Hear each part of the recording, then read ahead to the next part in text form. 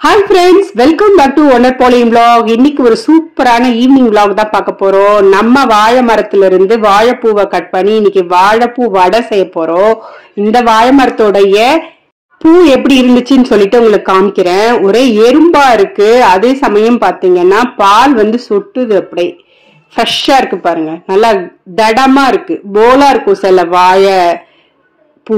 இது பாத்தீங்கன்னா நல்லா தடமா அழுத்தமா இருக்கு. வாங்க பாக்கலாம். பாலின் வந்து விளையாண்டுட்டு இருக்காங்க, அதுல இருந்து பால் சொட்டுது அப்படின்னு சொல்லிட்டு. இதான் பால். இது குடிக்க கூடாது, குடிச்சா நம்ம சுத்துறோம். அப்படிலாம் கிடையாது. வேணா குச்சி பாக்குறீங்களா? குச்சி பாக்குறீங்களா? அதெல்லாம் இல்ல, நல்லது. கடைகள்ல வடை பருப்புன்னு விக்குது. ஸோ அதுல செஞ்சா நல்லா கிறிஸ்பியா வருதுன்ட்டு அதை வந்து ஒரு 2 மணி நேரம் ஊற வச்சு போட்டிருக்கேன். இது கூட வந்து சோம்பு 1 டேபிள் ஸ்பூன் போட்டிருக்கேன். இதுக்கப்புறம் வந்து மிளகா, காஞ்ச மிளகா போட்டுக்கலாம் காரத்துக்கு. இதெல்லாம் கொஞ்சம் நல்லா அரைச்சிக்கலாம். அதுக்கப்புறம் வந்து நம்ம வாழைப்பூ சேர்த்துக்கலாம். நான் வாழைப்பூ எப்பவுமே அரைச்சுதான் செய்வேன், ரொம்ப நல்லா இருக்கும். அந்த மாதிரி செஞ்சா கசப்பு தெரியாது, பிள்ளைங்க சாப்பிட்டுருவாங்க. அப்புறம் ஃபுல் பருப்பு போடாம ஃபர்ஸ்ட் இதெல்லாம் கொஞ்சம் நல்லா அரைச்சுக்கிட்டு அதுக்கப்புறம் வந்து நம்ம இன்னும் கொஞ்சம் பருப்பு போட்டு வாழைப்பூவை போட்டு அரைச்சோம்னா நல்லா இருக்கும். பூண்டையும் இப்பயே போட்டு அரைச்சிடணும். அப்புறம் ஒரு 2 தட்டி போட்டாலும் வாசனையா இருக்கும். அதுக்கப்புறம் நான் போடுவேன். இப்ப அரைக்கும் பொழுது ஈவினிங் டைம்ல, அதனால நம்ம இந்த மாதிரி பூண்டு சேர்த்துக்கிறது ரொம்ப நல்லது. வாழைப்பூ பாத்தீங்கன்னா நல்லா ஃப்ரெஷ்ஷா இருக்கு, அப்படியே பிசு பிசுன்னு இருக்கு. அதுல இருக்க பால் வந்து இப்பவே பறிச்சு இப்பயே செய்யறதால அந்த ஃப்ரெஷ்னஸ் தெரியுது நம்மளுக்கு, பிசு பிசுன்னு இருக்கிறது. அதுவும் இல்லாம பாத்தீங்கன்னா இந்த வாழைப்பூ வந்து வெள்ளையா இருக்கு. வாழைப்பூ வெள்ளையா இருந்தா இந்த பழம் வந்து காய் பழமா, அப்படி இல்லாட்டி காயா வருமா, வாழைக்காயா, இல்லாட்டி பழுக்க வச்சு பழம் சாப்பிடுவோம்ல, அதுவாங்கிறத சொல்லுங்க. வாழைப்பூவை ஈவினிங் டைம்ல செய்யறதால பூண்டு கொஞ்சம் ஜாஸ்தியா செஞ்சா நல்லா வாசமா இருக்கும், சீக்கிரம் ஜீரணமுகம் ஆயிடும். இந்த வாழைப்பூ வந்து பாத்தீங்கன்னா கருப்பைக்கு ரொம்ப நல்லது. நம்ம மலச்சிக்கல் இருந்தாலும் வாழைப்பூ வந்து அடிக்கடி நம்ம எடுத்துக்கலாம், மலச்சிக்கலை போக்கும். இங்க பாருங்க இவ்வளவு பூ கிடைச்சிச்சு எனக்கு. இவ்வளவு வெள்ளையா ஃப்ரெஷ்ஷா இருக்கு பாருங்க, பிசு பிசுப்பு தன்மையும் இருக்கு. அதே மாதிரி சாப்பிடும்பொழுது அதனுடைய மருத்துவ குணங்களே பாத்தீங்கன்னா உங்களுக்கு தனிதான். இந்த வாழைப்பூக்குள்ள இருக்க இந்த குட்டியா இருக்கிறத வந்து நம்ம அதுக்கு மேல உரிக்க முடியாது, ரொம்ப பொடியா இருக்கும். இதை நம்ம அப்படியே சாப்பிடலாம். இப்படியே சாப்பிடும்பொழுது நம்ம கருப்பைக்கு வந்து ரொம்ப ஒரு வலிமை கிடைக்குது. அது பீரியட்ஸ் டைம்ல சாப்பிட்டீங்கன்னா ரொம்பவே நல்லது. இதை வந்து கீழே போட்டுறாதீங்க, இல்ல கட் பண்ணி வடையில கூட போடலாம். தனியா சாப்பிட்டா அவ்வளவு நல்லது. இது நான் சாப்பிட்டு பார்த்தேன், ரொம்பவே நல்லா இருந்துச்சு. அது இல்லாம கசப்பே இல்லை. சில வாழைப்பூ கசக்கும் இல்ல, இது கசக்கவே இல்லை. இந்த மாதிரி கிளீன் பண்ணி எடுத்து வச்சாச்சு. வாழைப்பூல ஒரே ஒரு அந்த கம்பி மாதிரி இருக்கிற அந்த இதை மட்டும் எடுத்துட்டா போதும், மீதியை அப்படியே போட்டுடலாம். சில பேர் வந்து நல்ல பொடிய நறுக்கிட்டு அப்படியே வடமாவுல போட்டு செய்வாங்க.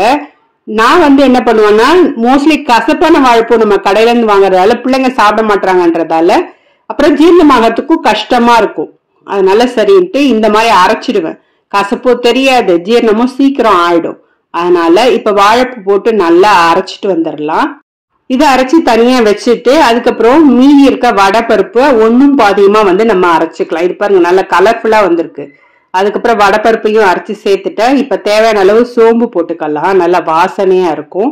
சின்ன வெங்காயம் இல்ல பல்லாரியை நறுக்கி அதை நல்லா இப்படி உளுத்து போடணும். பச்சை மிளகாய் சேர்த்துக்கலாம், இஞ்சி சேர்த்துக்கலாம். இஞ்சி சேர்த்தா பருப்புடைய கேஸ் எல்லாம் நம்மளுக்கு இருக்காது, அதனால இஞ்சி சேர்த்துக்கலாம். கொத்தமல்லி, கருவேப்பிலை இதெல்லாம் சேர்த்துக்கலாம். இந்த மாதிரி எல்லாம் போட்டு வடை செய்யும் போது வடை வந்து நல்லா ஜீரணம் ஆயிடும், உங்களுக்கு அதனுடைய முழு பலனுமே கிடைக்கும். தேவையான அளவு உப்பு சேர்த்துக்கலாம். நான் இன்னைக்கு இந்துப்பு சேர்த்துருக்கேன். இது கூட சும்மா ஒரு 2 டேபிள் ஸ்பூன் வந்து அரிசி மாவு சேர்த்துக்கலாம், நல்லா கிறிஸ்பியா வரும். இதை எல்லாத்தையும் நல்லா மிக்ஸ் பண்ணிக்கலாம். இப்ப நம்ம வெங்காயம் போட்டதால கொஞ்சமா தண்ணி விடும், அதே சமயம் நம்ம அரிசி மாவு போட்டிருக்கோம், அதுக்கு ஈக்குவலைஸ் பண்ணிடும். நம்ம வந்து தண்ணி வந்து ஊத்த வேண்டாம். ரொம்ப வடமாவு வந்து ரொம்ப டைட்டா இருந்தாலும் வடை வந்து ஒரு மாதிரி இருக்கும், நல்லா இருக்காது. ரொம்ப லூஸாவும் இருக்க கூடாது, அப்புறம் வடை வந்து அந்த ஷேப்புக்காகவும் வராது. மீடியமா இருந்தா வடை தட்டுறது வந்து ஈஸியா இருக்கும் நம்மளுக்கு. இங்க பாருங்க சூப்பரா ஃப்ரெஷ்ஷான வாழைப்பூல தயாரிச்சது எவ்வளவு அழகா இருக்கு. அந்த மாவு பிசையும் போதே ஆசையா இருக்கு. நான் இன்னைக்கு இந்த வடையை வந்து பூர்ணா சன்ஃபிளவர் ஆயில்ல தான் போட போறேன். நல்லா காய வச்சிருக்கேன். ஒன்னு போட்டு பார்த்தேன், நல்லா காஞ்சிருச்சு. இப்ப மெலிஸ் மெலிசா தட்டி போட்டோம்னா செம கிறிஸ்பியா இருக்கும், உள்ளேயும் வந்து நல்லா வெந்திருக்கும். இது வந்து ஒரு மீடியம் ஃப்ளேம்ல வச்சாலே போதும், 5 to 7 மினிட்ஸ்ல சூப்பரான கிறிஸ்பியான வடை வந்து ரெடி ஆயிடும். ஃப்ரெண்ட்ஸ், நீங்களுமே வாழைப்பூவை அட்லீஸ்ட் ஒரு 10 நாளைக்கு ஒருக்க சேர்த்துக்கோங்க. இது ரொம்ப உடம்புக்கு நல்லது. இன்னும் நிறைய மருத்துவ குணங்கள் வந்து இந்த வாழைப்பூல உண்டு. வாழைத்தண்டுக்கும் நிறைய மருத்துவ குணங்கள் உண்டு. இது பாத்தீங்கன்னா தேங்காய் சட்னி, தேங்காவும் கொஞ்சமா புளியும் கொஞ்சமா பச்சை மிளகாவும் போட்டு அரைச்சோம்னா செம்ம டேஸ்டா இருக்கும். அப்படி இல்லாட்டி வெங்காயம் தக்காளி பச்சை மிளகாய் போட்டு அரைக்கிற சட்னியும் சூப்பரா இருக்கும். ஃப்ரெண்ட்ஸ், இதுதான் இன்னைக்கு எங்க வீட்டுல ஈவினிங் வந்து டிஃபனு.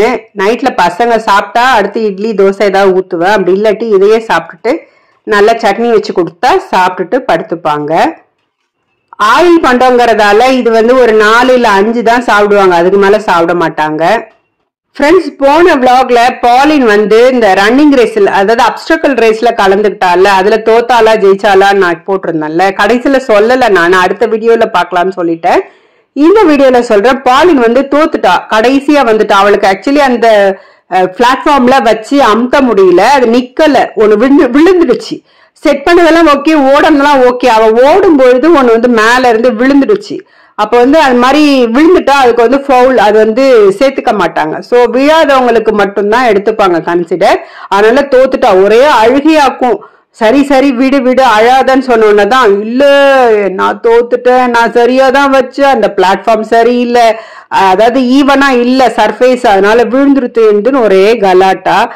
அப்புறம் அவளை சரி கட்டுறதுக்கு ரொம்ப இது பண்ணி போனா போது விட்டுரு, நானே ஒன்னும் சொல்லலல்ல, ஸ்போர்ட், அதனால வந்து நம்ம எப்படி வேணாலும் எடுத்துக்கணும், தோக்கிறதுக்கும் சான்ஸ் இருக்கு, ஜெயிக்கிறதுக்கும் சான்ஸ் இருக்கு, அதனால அது பெருசுப்படுத்தாதன்னு சொன்னோன்னா அப்புறம் அடங்கினா. அப்புறம் ஈவினிங் வந்து சரியாயிட்டா.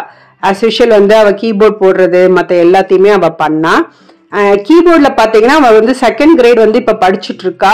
1st கிரேட்ல வந்து பாஸ் பண்ணிட்டா, நல்ல மெரிட்லயே வந்திருக்கா, நல்லா போட்டிருக்கா. ஸோ இந்த கிரேட்லயும் அவ நல்லபடியா வரணும். எக்ஸாம் வரப்போகுது, அதுக்காக அவளை நீங்க பிளஸ் பண்ணுங்க ஃப்ரெண்ட்ஸ். ஒவ்வொரு குழந்தையும் பாத்தீங்கன்னா ஒரு விதத்துல ஸ்பெஷாலிட்டி இருக்கும். இவளுக்கு அந்த ஸ்போர்ட் மசில்ஸே இல்லை, அதனாலதான் மத்த நான் கேம்ஸ்ல அவளை இன்னும் நான் சேர்க்காம இருக்கேன். மற்றபடி சைக்கிள் ஓட்டுறது இந்த மாதிரி வேலையெல்லாம் நல்லாவே செய்வா. அந்த ஒரு சாஃப்ட் மசில்ஸா இருக்கு. அதனால இந்த குழந்தைங்களாம் வந்து ஸ்போர்ட்ஸ்ல ஷைன் ஆவாங்கன்றது ரொம்ப கஷ்டம். பார்த்தாலே சொல்லிடுவாங்க பிடி மாஸ்டர்ஸ்லாம், இவளுக்கு சாஃப்டா இருக்கு, அதனால அந்த மாதிரி இருக்காது. ஒரு நல்ல ஹார்டா இருக்கணும், கொஞ்சம் ஒல்லியாவும் இருக்கணும், அப்பதான் நம்ம ஸ்போர்ட்ஸ்லாம் வந்து நல்லா ஷைன் ஆக முடியும். இவளுக்கு மியூசிக் வருது, ஸோ அதுலேயே நான் விட்டுட்டேன். ஸோ நான் அதுலேயே நல்லா ஷைன் ஆகட்டும். வேற ஏதாவது ஆர்ட் கிராஃப்ட், அதுக்கப்புறம் வந்து டிராயிங் அந்த மாதிரி ஷைன் ஆகட்டும்னு விட்டுருக்கேன்.